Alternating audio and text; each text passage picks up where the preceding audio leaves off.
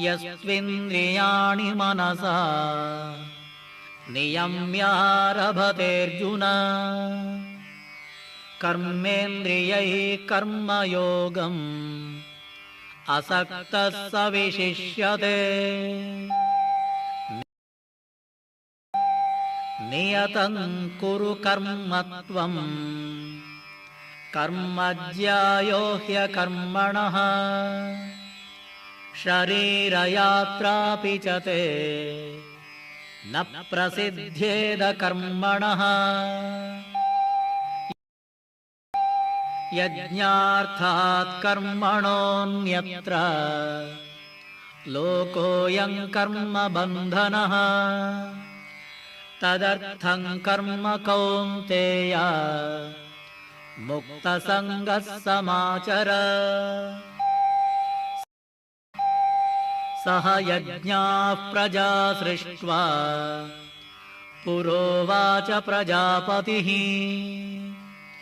अनेन प्रसविष्यध्वम् एष वोस्त्विष्टकामधुक्।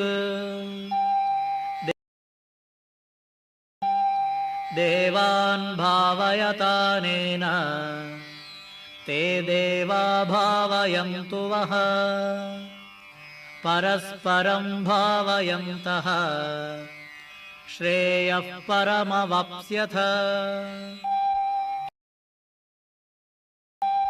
इष्टान् भोगान् हि वो देवाः दास्यन्ते यज्ञभाविताः तैर्दत्तानप्रदायैभ्यः यो भुङ्क्तेस्तेन एव सः। यज्ञशिष्टाशिनः सन्तः मुच्यन्ते सर्वकिल्बिषैः भुञ्जते ते त्वघं पापाः ये पचन्त्यात्मकारणात्। अन्नाद्भवन्ति भूतानि पर्जन्यादन्नसम्भवः यज्ञाद्भवति पर्जन्यः यज्ञकर्मसमुद्भवः। कर्म ब्रह्मोद्भवं विद्धि ब्रह्माक्षरसमुद्भवम् तस्मात् सर्वगतं ब्रह्म नित्यं यज्ञे प्रतिष्ठितम्।